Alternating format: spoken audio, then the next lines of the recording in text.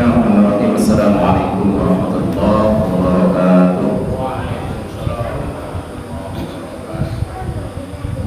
Alhamdulillahirabbil alamin. Hamdan syakirin, hamdan na'imin, hamdan yuwaffi ni'amahu wa yukafi nasiruh. Ya Rabbana lakal hamdu kama yanbaghi li jalali wajhika wa karimati wajhika. Alhamdulillahilladzi hadana li hadza wa ma kunna linahtadiya lawla an hadana Allah. Asyhadu an la ilaha illallah wahdahu la syarika lah wa asyhadu anna Muhammadan 'abduhu wa rasuluhu la nabiyya ba'dahu. Allahumma shalli wa sallim wa barik ala nabiyyil karim wa ala alihi wa ashabihi ajma'in. Amma ba'd. Kaum muslimin wa muslimat jamaah maghrib yang dirahmati Allah Subhanahu wa taala, bersyukur kepada Allah. Alhamdulillah pada malam hari ini, malam yang mulia ini, sama-sama kita dapat berhadir di musalla yang kita cintai ini dalam rangka berta'abbud kepada Allah Subhanahu wa taala, menunaikan fardhu maghrib secara berjamaah. Kemudian kita lanjutkan dengan taklim, mengkaji ilmu-ilmu agama, yang mudah-mudahan taklim kita pada malam hari ini diridhoi dan diberkahi oleh Allah Subhanahu wa taala. Selanjutnya masalah kita berbaginda Rasulullah sallallahu alaihi wasallam. Allahumma shalli ala Muhammad wa ala ali Muhammad. Kaum muslimin dan muslimat yang dirahmati Allah Subhanahu wa taala, pada pertemuan sebelumnya, pada bulan yang lalu, kita sudah sampai mengkaji tentang walimah urus, ya, atau walimah pernikahan dalam rangkaian fikih munakahat. Maka malam hari ini kita akan membahas temanya hakul zaujiyah. Hakul zaujiyah itu adalah hak-hak suami istri dalam pernikahan. Bapak Ibu yang dimuliakan Allah Subhanahu wa taala, tidak jarang terjadinya munculnya masalah dalam keluarga, bahkan berujung kepada pecahnya rumah tangga. Itu tiada lain adalah karena salah satu dari pasangan suami istri, atau bisa jadi keduanya, tidak melaksanakan yang menjadi kewajibannya, atau bisa jadi, ya, bisa jadi salah satu, tapi tidak tertutup kemungkinan bahkan keduanya sama-sama tidak melaksanakan kewajibannya. Pandainya hanya menuntut haknya masing-masing. Dan terkadang hak yang dituntut itu juga bukan hak dia. Dia menuntut yang menurut dia haknya, tetapi bukan hak dia. Maka Bapak Ibu yang dimuliakan Allah Subhanahu wa taala, pada malam hari ini kita akan melihat beberapa kewajiban dan hak. Kita dahulukan kewajiban dulu, karena memang dalam aturan hukum itu kita mesti mendahulukan kewajiban, baru muncul hak kita. Ya, jangan hak dulu yang dicari. Lakukan dulu kewajiban kita, baru setelah itu kita punya hak. Bapak Ibu yang dimuliakan Allah Subhanahu wa taala, kita mulai dari yang menjadi kewajiban kepala rumah tangga, yaitu kewajiban suami.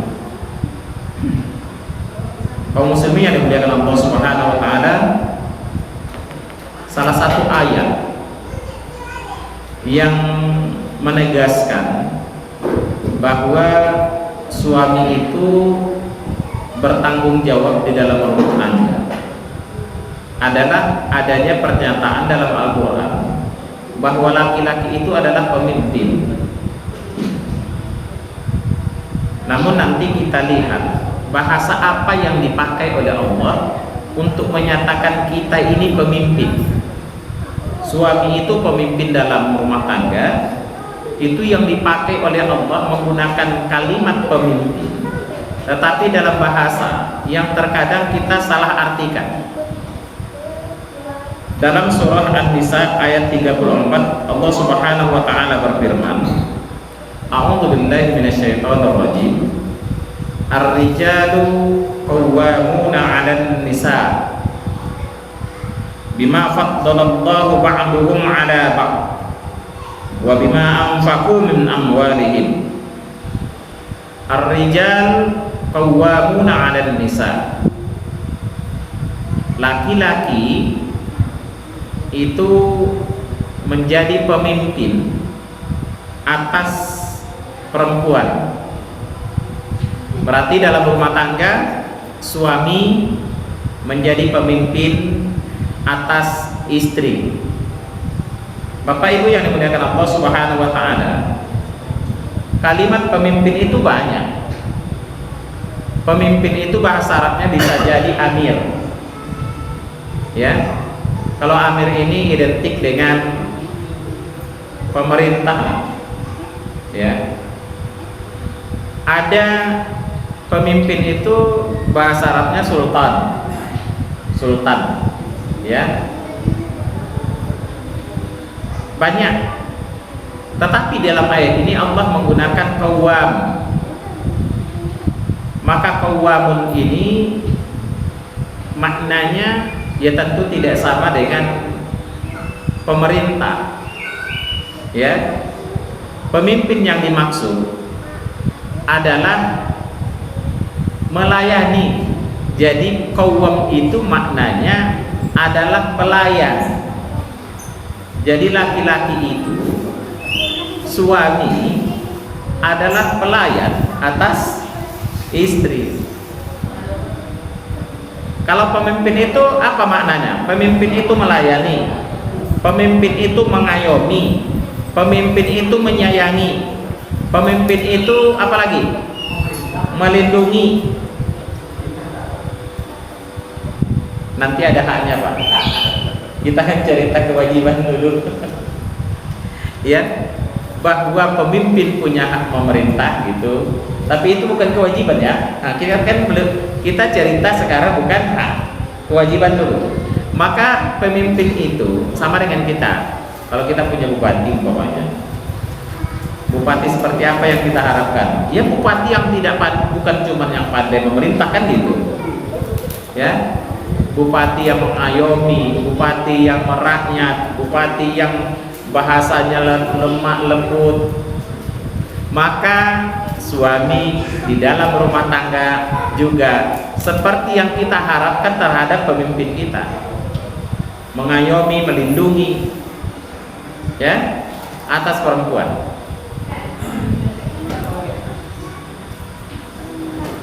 Kenapa laki-laki yang disuruh jadi pemimpin bukan wanita? Allah katakan bima faddalallahu ba'dahum 'ala ba'din. Karena memang secara kodrat, Allah memang melebihkan itu terhadap laki-laki dibanding perempuan. Sifat kepemimpinan laki-laki itu lebih dominan daripada perempuan. Ya, kemampuan untuk mengayomi itu lebih dimiliki laki-laki daripada perempuan. Ya, kemampuan untuk melindungi itu lebih dominan dimiliki oleh laki-laki daripada perempuan. Maka laki-laki dituntut oleh Allah untuk menjadi pemimpin atas perempuan. Di sisi lain bukan cuma itu, wa bima anfaqu min amwalihim. Karena di dalam rumah tangga, kenapa laki-laki yang dijadikan pemimpin? Karena laki-laki lah yang memberi nafkah. Ya, laki-laki, suami yang diberi tanggung jawab oleh Allah memberi nafkah. Karena dia diberi tanggung jawab memberi nafkah oleh Allah, maka dia layak menjadi pemimpin. Bapak Ibu yang dimuliakan Allah Subhanahu wa taala, Rasulullah SAW juga bersabda yang artinya kalau ini kewajiban suami ya, kewajiban suami. Sekali lagi, kalau di dalam hadis banyak sekali itu bahwa laki-laki disebut oleh Rasulullah sebagai pengayom bagi perempuan. Dalam haji wada itu Rasulullah SAW mengingatkan, salah satu di antara yang diingatkan oleh Rasulullah di haji wada itu, pertama, salah satu di antara yang terpenting yang oleh Rasulullah ingatkan kepada kita adalah, aku wasiatkan kepada kalian tentang wanita. Nah, jadi Rasulullah SAW telah titipkan wanita kepada laki-laki. Justru lebih khusus Rasulullah SAW sampaikan di haji wada.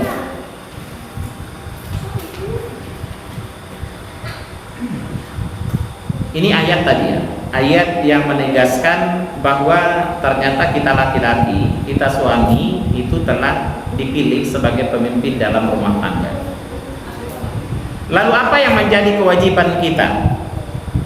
Yang pertama, Bapak Ibu yang dimuliakan Allah, kewajiban suami itu adalah pertama memberi nafkah. Nafkah itu ada nafkah maliyah ya, atau nafkah zahir, dan ada ghairu maliyah, nafkah yang bukan harta ya. Kalau nafkah yang maliyahnya atau yang zahirnya adalah makan, nafkah. Apa kebutuhan perempuan? Apa kebutuhan istri? Makan tentunya. Makan yang seperti apa yang diberikan? Makan yang dibutuhkan oleh fisiknya, ya gitu ya.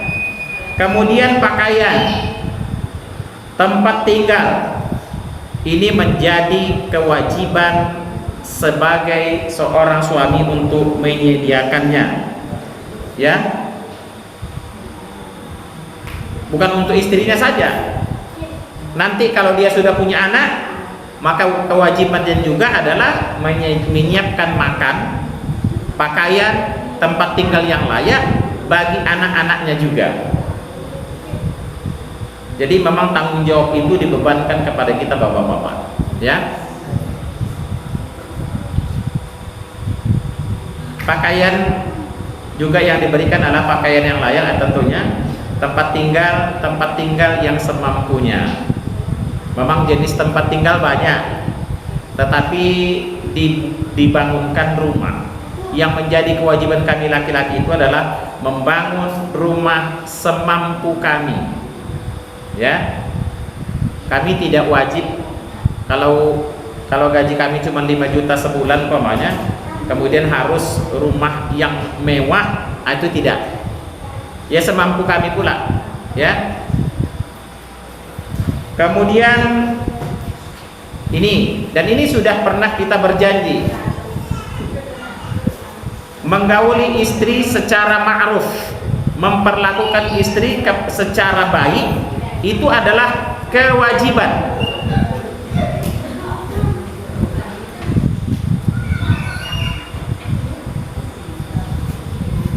Sekali lagi, menggauli seorang suami memperlakukan istri secara ma'ruf itu kewajiban.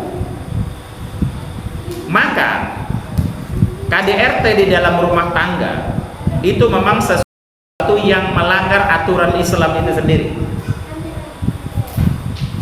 Kalau kita cari-cari dalil,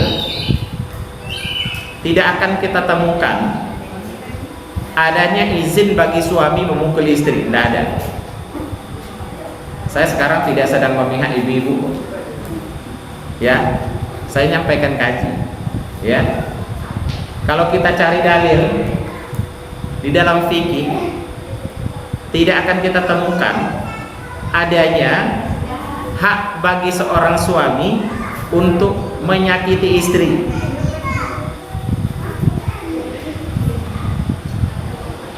Mungkin anak kita perlu ditertibkan sedikit begitu, supaya lebih fokus kita belajar malam ini.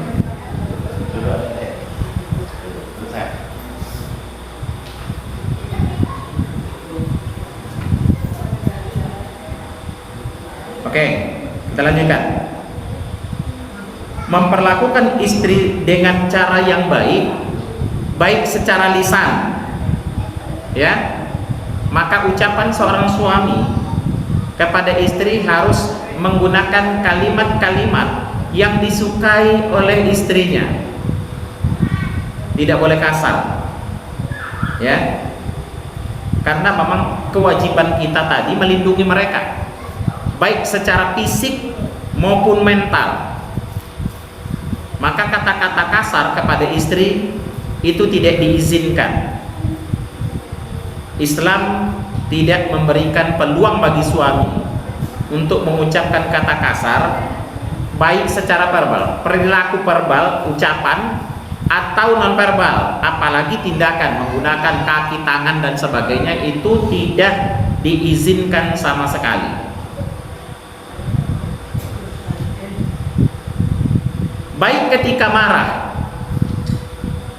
marah, bukan berarti kalau suami marah kemudian boleh menempeleng istri, berdosa.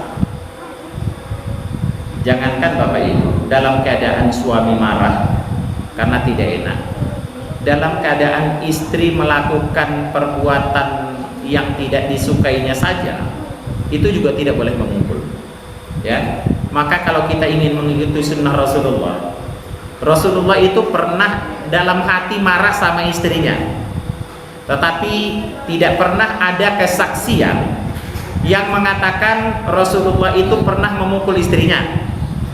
Dan dipastikan Rasulullah tidak pernah memukul perempuan, bukan cuma istrinya.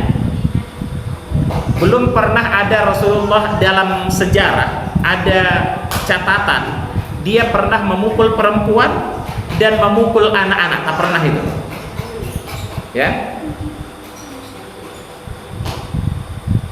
Kemudian mempergauli istri dengan cara yang baik itu, yaitu dengan cara yang layak, patut, yaitu lebih mendahulukan kasih sayang, ya, menghargai, memperhatikan dan sebagainya. Nah, itu tadi yang menjadi kewajiban suami dalam hal memperlakukan istri dengan cara yang baik. Apa kewajiban suami berikutnya? Memimpin keluarga. Jadi memanage keluarga, mau dibawa kemana keluarga itu memang nahodanya suami. Kalau pesawat pilotnya suami, kalau mobil supirnya suami, ya. Memang tanggung jawab besar ada pada suami. Memimpin keluarga, memimpin seperti apa? Dengan cara membimbing. Kalau istri salah, dibimbing. Kalau istri tidak tahu, diajar. Itu baru pemimpin, ya. Membimbing, memelihara semua anggota keluarga dengan penuh tanggung jawab. Bahkan tanggung jawab terbesar kita laki-laki adalah menyelamatkan keluarga kita dari siksa api neraka. Allah berfirman-Ku, ya, a'udzubillahi minasyaitonirrajim, ya ayyuhalladzina amanu qu anfusakum wa ahlikum naro. Wahai orang-orang beriman, jauhkan dirimu dari beserta keluargamu, istri dan anak-anakmu, cucu-cucumu dari siksa api neraka. Itu artinya perintah itu, perintahkan dirimu melakukan perintah Allah, perintahkan istri dan anak-anakmu untuk melakukan perintah Allah, larang dirimu dari melakukan hal yang diharamkan Allah, larang istri dan anakmu dari melakukan yang diharamkan oleh Allah. Artinya seisi keluarga itu ada di tanggung jawab suami. Maka tanggung jawab kita besar, Bapak Ibu. Ada seorang anak gadis, kalau dia melakukan perbuatan maksiat sebelum menikah, maka dalam sebuah hadis dikatakan ayahnya menanggung dosanya. Kalau seorang anak gadis melakukan maksiat, maka dosa juga ditanggung oleh ayahnya. Makanya ada perintah kepada ayah untuk segera menikahkan anak gadisnya, supaya apapun yang dilakukan oleh anak gadisnya tadi, tidak ke dia perginya lagi, tanggung jawab berpindah kepada suami. Itulah akad nikah itu. Akad nikah itu perpindahan tanggung jawab dari seorang ayah kepada suami. Tanggung jawab kasih makan. Jadi akad nikah itu sebenarnya kita manai, akad nikah itu jadi dari wali. Kemarin saya yang wajib ngasih makan, sekarang Anda. Kemarin saya yang wajib membimbing dia, sekarang Anda. Itu makna dari akad nikah itu. Perpindahan tanggung jawab dari seorang ayah kepada suami. Makanya karena tanggung jawab itu sudah dipikulkan kepada laki-laki, di saat itulah istri wajib berbakti kepada suaminya. Nanti kewajiban istri pula. Ya. Kenapa? Karena di pundak suami itu dengan akad nikah, dia sudah siap menanggung segala hal yang berhubungan dengan istrinya. Maka istri wajib taat kepada suami. Nanti tentu ada hak dan kewajiban timbal balik antara suami dan istri.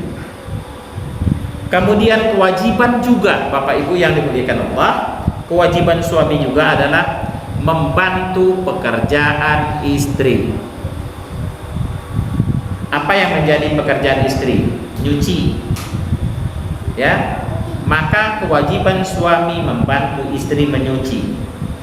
Apa yang menjadi pekerjaan ibu-ibu di rumah? Memasak. Maka kewajiban suami membantu istrinya masak. Apalagi kewajiban pekerjaan istri rumah tangga, membersihkan rumah. Maka suami punya kewajiban membantu istri. Belanja ke pasar, ya. Kalau seandainya kita sudah sepakati tugas belanja ke pasar adalah istri, maka suami punya kewajiban membantu istri. Bahkan andaikan seorang suami, ini bukan berarti wajib ya Bapak Ibu nanti, walaupun seandainya suami tidak sempat untuk membantu istrinya, maka seorang suami dituntut untuk mencarikan pembantu untuk istrinya. Dalam Islam sampai seperti itu Bapak Ibu. Ya, dalam Islam sampai seperti itu. Tapi bukan berarti mulai besok pagi minta pembantu sama suami, bukan itu maksudnya. Ya, lah dong ada bang. Pulang baik langsung dicegat suaminya. Ya, aduh abang sih ada. Aduh kan temanya kan. Lah dong ada bang nih. Mulai besok pagi tolonglah cari pembantu dan bang nih. Jadi suatu ketika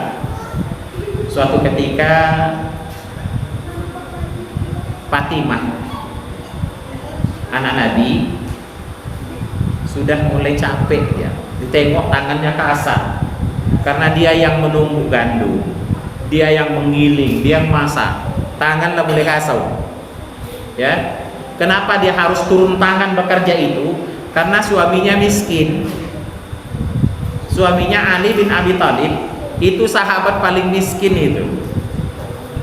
Yang paling kaya Utsman bin Affan. Ya, kalau Ali bin Abi Thalib itu sahabat miskin. Ya, bahkan dia itu ahlu suffah dulunya. Jadi karena saking miskinnya, jadi Fatimah harus turun tangan melakukan pekerjaan. Suatu ketika dia datang kepada ayahnya menuntut hak, mau menuntut kepada Ali bin Abi Thalib, segan. Akhirnya dia datang kepada ayahnya, ayahanda, di tangan saya sudah kasar karena saya banyak pekerjaan di rumah, tolong sampaikan kepada menantumu gitu kan, ya, kepada suami saya. Kalau saya menyampaikan sendiri segan saya, supaya dia mencarikan pembantu untukku. Karena memang ketika dia tidak mampu, dia minta kepada suami, hak dia meminta pembantu. Maka kata Rasulullah, karena Rasulullah tahu siapa suaminya, Nanti kalau disuruh sama Rasulullah, pasti Ali tidak akan mampu. Akhirnya apa kata Rasulullah? Wahai anakku Fatimah, maukah engkau aku tunjukkan suatu amalan yang apabila engkau lakukan, maka itu lebih baik bagimu daripada pembantu? Para sahabat dulu kalau ditunjukkan yang seperti itu, mereka antusias. Mau ya ayahanda.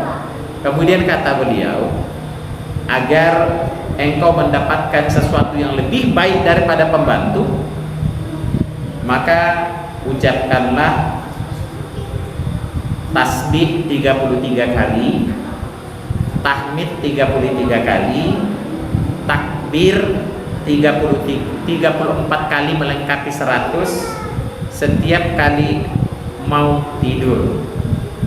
Maka itu sudah jauh lebih baik bagimu ketimbang keberadaan pembantu di rumahmu.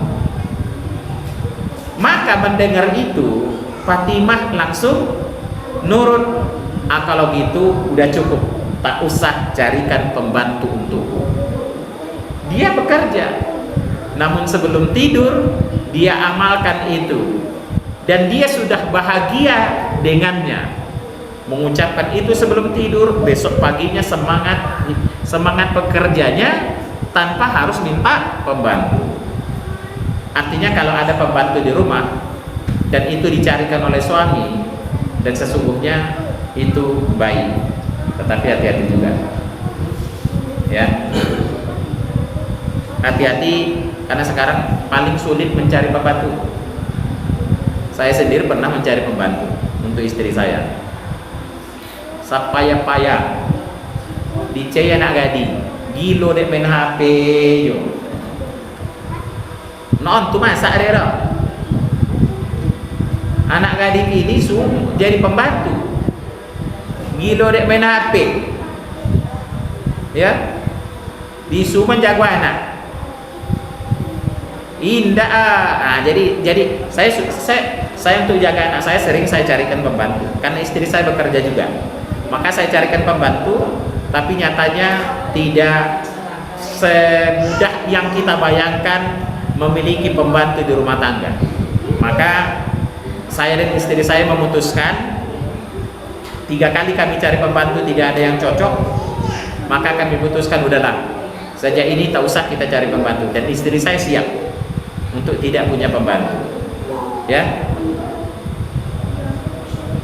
Bapak Ibu yang dimuliakan Allah Subhanahu wa taala.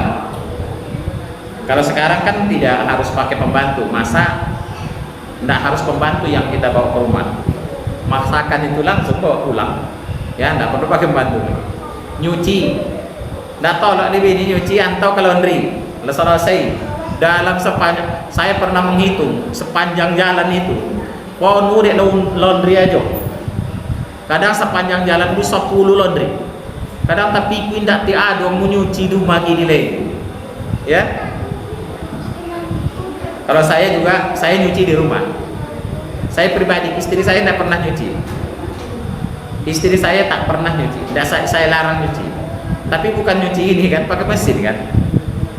Napas menggosok, ya tidak tolong menggosok. Istri saya sejak melahirkan juga tidak kuat karena dia sesar. Rupanya berpengaruh kepada kondisi fisik, sehingga dia tidak kuat menggosok pakaian. Jadi setelah dicuci, jemur, kering, udah antar ke laundry aja.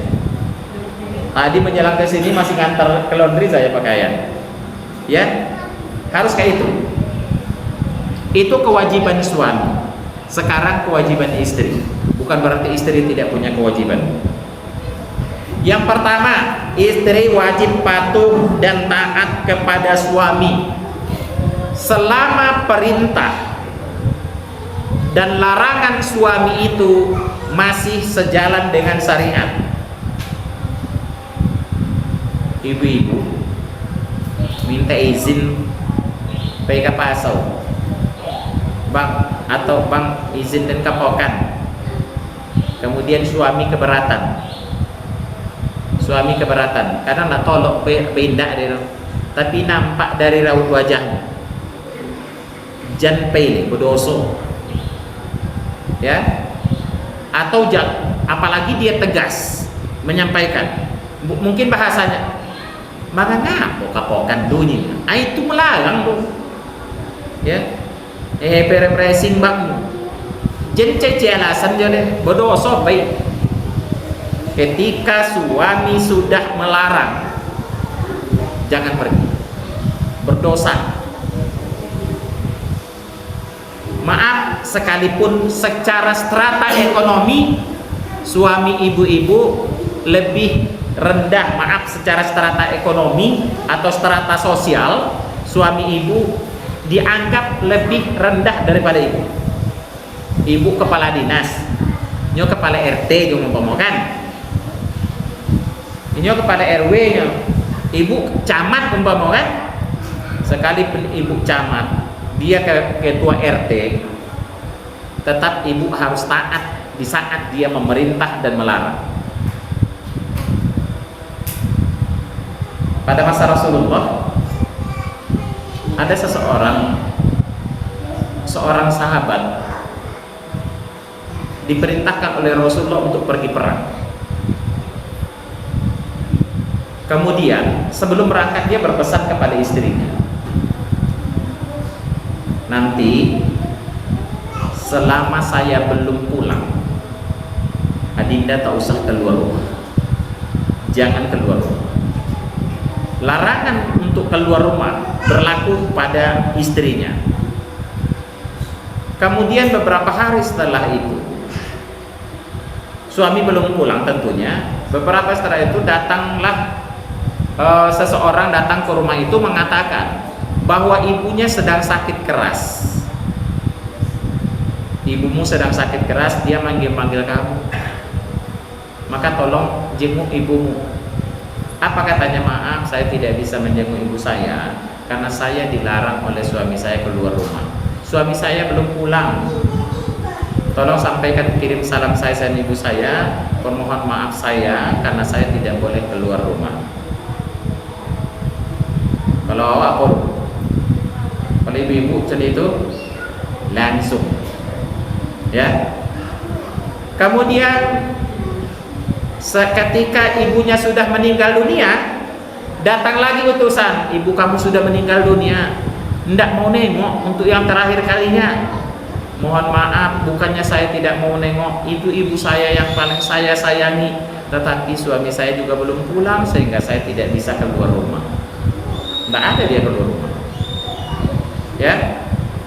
Kemudian setelah meninggal, kemudian akan dikuburkan, datang lagi, ini ibu kamu mau dikuburkan belum juga mau datang, mohon maaf suami saya juga belum pulang.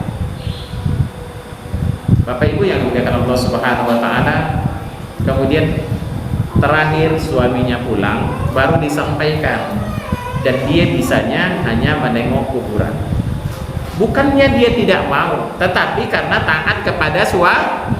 Tetapi Bapak Ibu yang dimuliakan Allah, dalam riwayat itu ibunya masuk surga karena ketaatan anaknya kepada suaminya. Dia memiliki anak yang soleh. Kesolehan istri dibuktikan dengan salah satu ketaatan kepada suami. Ciri-ciri istri yang soleh adalah ketika istri taat kepada suami. Maka Bapak Ibu yang dimuliakan Allah Subhanahu wa taala, memang istri itu ketika sudah masuk ke dalam rumah tangga, dia punya tanggung jawab yang lebih besar kepada suami ketimbang kepada ayah dan ibunya. Itu konsepnya seperti itu. Tapi Bapak Ibu yang dimuliakan Allah, bukan berarti seorang suami juga lah saya lebih penting daripada ayah dan ibumu. Kawan pula menangis, cuma minta pulang. Ya kita harus paham juga perasaan istri. Boleh kita memang punya hak melarang istri kita untuk keluar. Tetapi kalau kita juga harus sayang, dia udah rindu sama ibunya, kenapa tidak diantar saja pulang gitu kan? Bukan dipulangkan, bukan. Tetapi kita harus paham juga. Apalagi yang punya yang suami istri yang dimana pokoknya dia orang Jawa umpamanya tinggal bersama kita, Sekolah 10 tahun dah pulang-pulang. Iya, yo ndak pernah pulang. Ya, memang kita punya hak melarang dia. Tetapi kita juga harus punya perasaan bahwa dia itu punya rindu sama orang tuanya.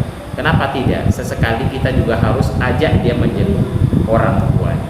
Jadi disitulah hubungan suami istri itu sebenarnya harus dijalin untuk kita sama-sama memahami. Kemudian memelihara dan menjaga kehormatan diri, keluarga serta harta benda suami.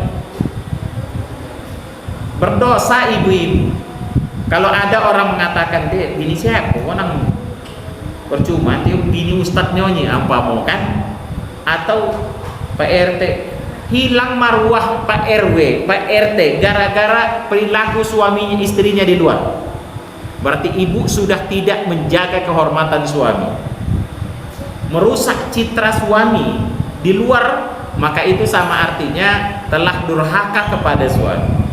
Maka jaga diri sama dengan menjaga suami. Maunya deh istri Pak RW dia ini, yang elo-elo aja.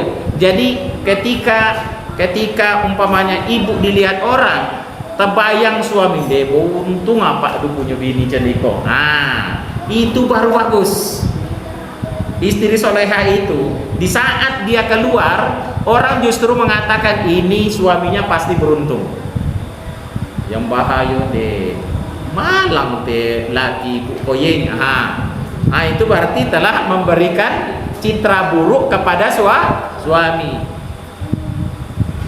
Ya, maka menjaga kehormatan diri keluarga itu menjadi kewajiban. Kemudian mengatur rumah tangga dengan baik sesuai dengan fungsi sebagai seorang ibu. Apa namanya, seorang ibu itu naluri perasaannya lebih tinggi. Makanya seorang ibu biasanya lebih rapi daripada ibu-ibu lebih rapi dari kami laki-laki. Maka ibu mesti merapikan rumah tangga dengan baik. Ya. Jadi pulau Pejo madu banyak mak dan do untuk kapal kocak. Ya. Monci gilo tak bisa lewat. Saya waktu kecil ya, apanya mak waktunya masuk ke kamar berantakan. Ondena monci gilo tak bisa lewat di kamar wanggodonya. Lah waktu kapal kocak aja nih. Kalau ada rumah tangga di situ ada istri, tapi untuk kapal kocak aja, berarti fungsi ibu tidak dijalankan. Dan itu menjadi kewajiban ibu-ibu. Ibu-ibu nalurinya bersih, kamar mandi bersih, tempat tidur rapi, ya. Kalau kami laki-laki ini deh, saya sering dimarahi sama istri saya. Paling tidak bisa ambil kain hilang lagi itu memang lah dicap untuk kami laki-laki.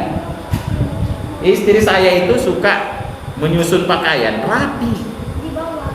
Kalau saya sudah mengambil pakaian, lah berantakan tuh. Ndak sekali dua kali dia jauh loh. Tapi ndak jauh molokek. Tetapi istri itu lah, walaupun dia sering dia pilo lah kan pandai abang man.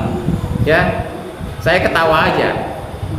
Nanti paling dibuka dikeluarinnya lagi, kemudian dirapikannya lagi. Ya. Ya mungkin itu tugas istri mungkin ya, merapikan yang dah rapi-rapi gitu ya. Ya maka sebagai seorang ibu, sebagai seorang istri, naluri sebagai seorang istri itu lakukan di rumah. Ya. Bungo, kalau Uma babungo, itu kan nalurinya seorang ibu. Kok Uma gersang aja, kok kan?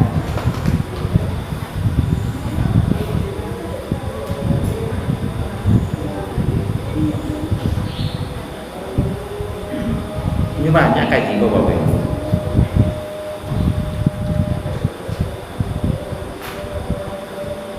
Saya bacakan cepat saja. Hak suami kepada istri. Kalau hak berarti kewajiban istri tadi ya. Ditaati dalam segala perkara kecuali maksiat. Oke ya. Kalau suami menyuruh yang maksiat, maka haram bagi istri untuk mentaatinya. PK-pokan pokoknya. Itu disuruh buka jilbab jenong ya.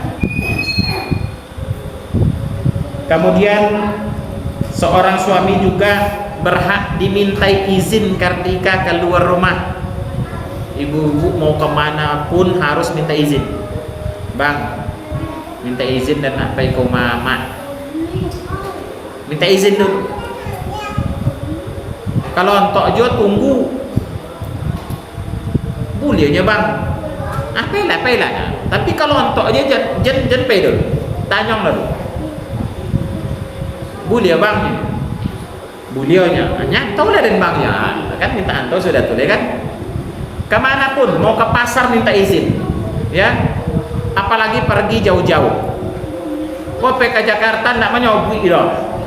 Mentang-mentang pejabat umpamanya, anda bisa dulu, ya. Mentang-mentang pejabat, di kantor tak sampai minta izin, ke atasan minta izin, dapat suwe. Kalau laki tidak masuk bui doh, adroko namu.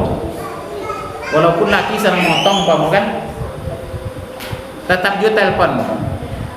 Abang di mana? Saya sedang memotong nyam kamu kan. Ya, minta izin juga lah. Bang, tetap masuk ke Jakarta ada urusan.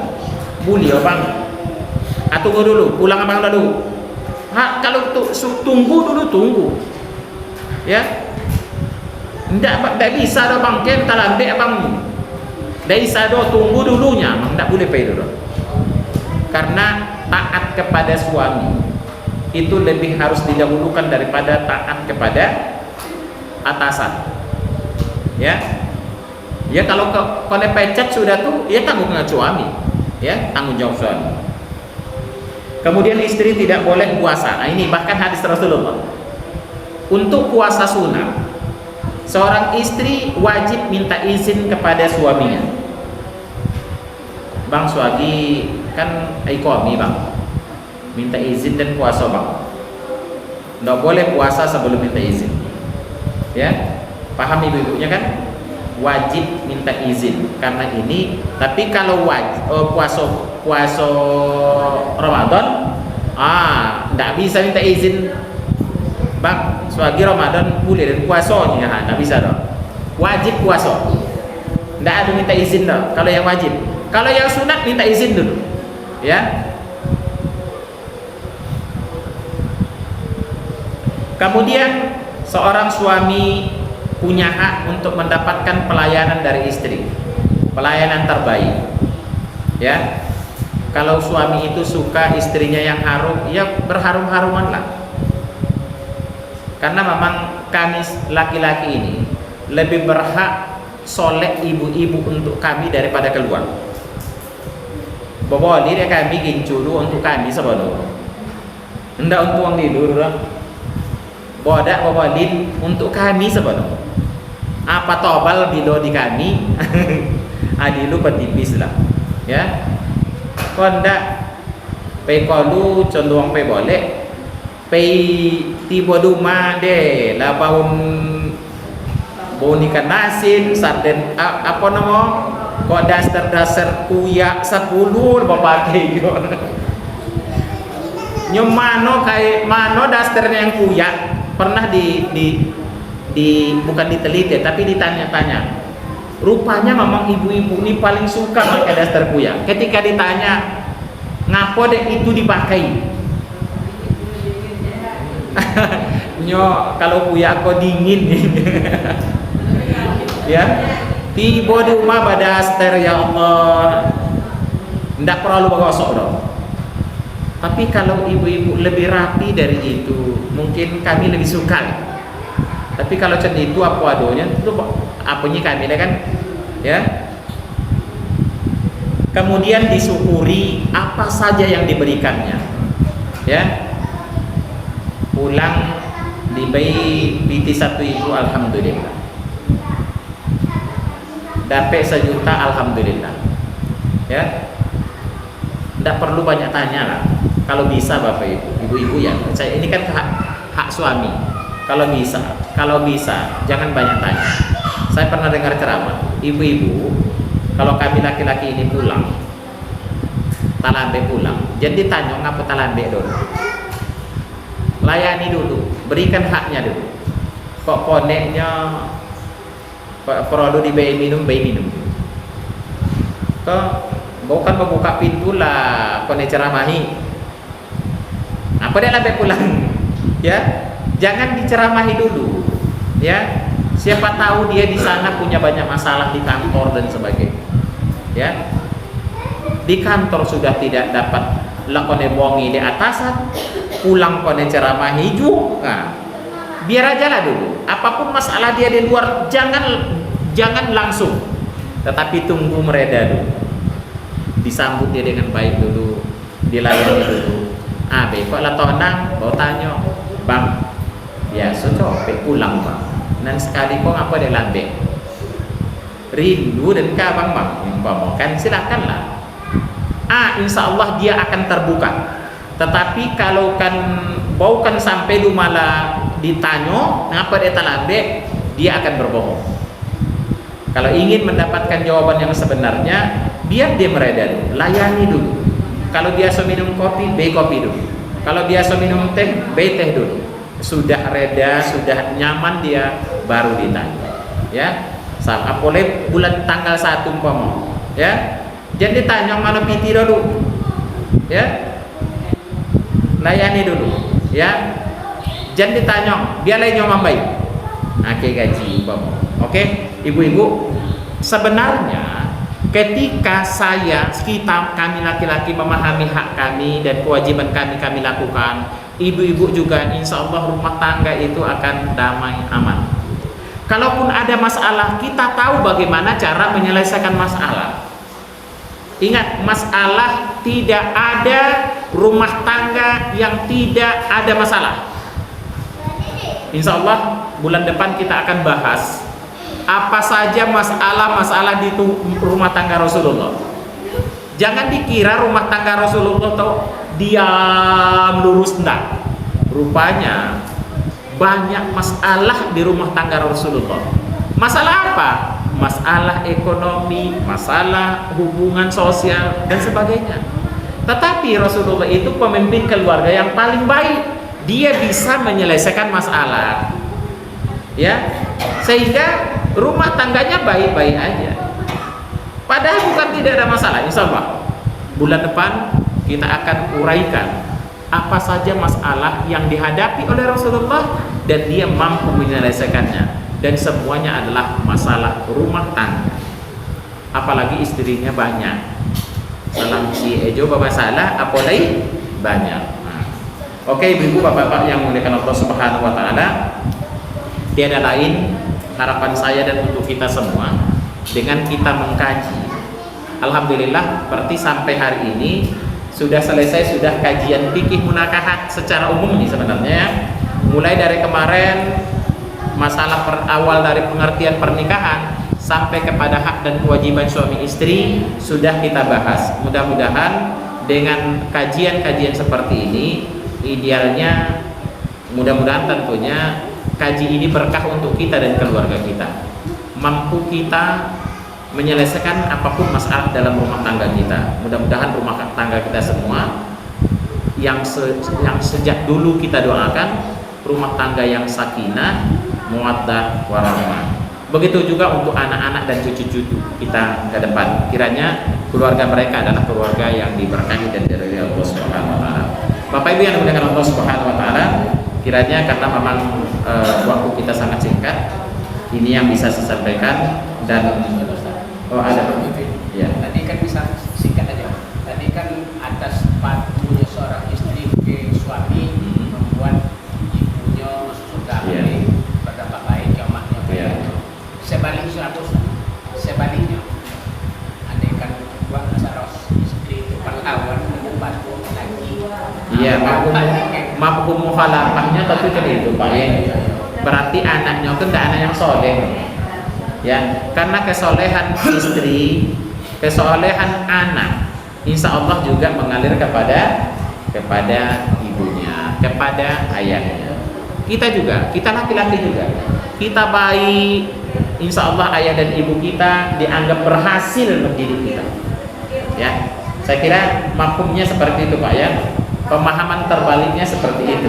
Ya, demikian. Mudah-mudahan apa yang saya sampaikan mulai dari dulu sampai hari ini tentang pernikahan, apa yang benar itu datang dari Allah Subhanahu wa taala. Andaikan ada yang salah itu mungkin dari kekurangan saya sendiri. Mohon maaf atas segala kekurangan saya, mohon ampun saya kepada Allah atas segala kesalahan saya. Demikian saya akhiri, billahi taufiq wal hidayah. Wassalamualaikum warahmatullahi wabarakatuh.